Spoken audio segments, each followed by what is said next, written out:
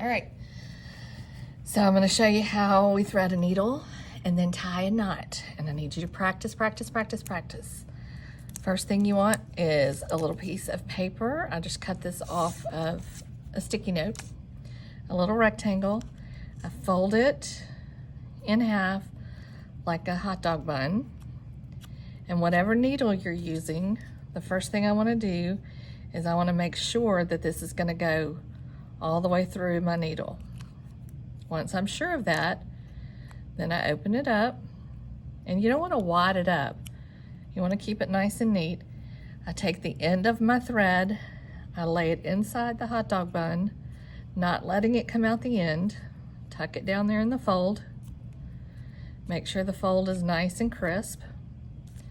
I hold it tight in this hand, and I thread, this is the eye of the needle, that's the hole.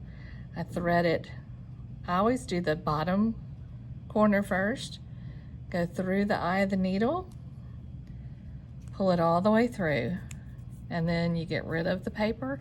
I don't wad mine up because I use it over and over again, okay? Then you have a tail. I try to get mine about as long as my hand, and then the very long part of the thread is the thread that you sew with. So now I'm going to show you how an easy way to tie a knot in your thread. So in my dominant hand, the hand that I write with, I'm going to take the needle that has the eye. I'm going to hold the eye of the needle down where the thread is coming through. If I don't hold that thread and I pull on it, it's going to unthread. I don't want that to happen. So I'm going to hold the eye of the needle and the thread with my thumb and forefinger, and I'm going to wrap the rest of my hand around that thread. Then I'm going to take the end of my long piece of thread, and there's going to be a little bit showing at the end. Both my needle and my thread are pointing up. I'm going to turn that thread upside down, the end of that thread, and I'm going to place it right there, and I'm going to grab it with my thumb and forefinger. Notice I did not drop this thread. I'm holding it tight. I scoot up a little bit. Now I'm going to wrap this thread around the needle. 1, 2, 3, 4. Notice I kept it really close to my fingers. Still haven't dropped this thread. I'm going to scooch it down. I'm going to grab it with my thumb and forefinger, and I push the needle with this finger to keep it from going anywhere.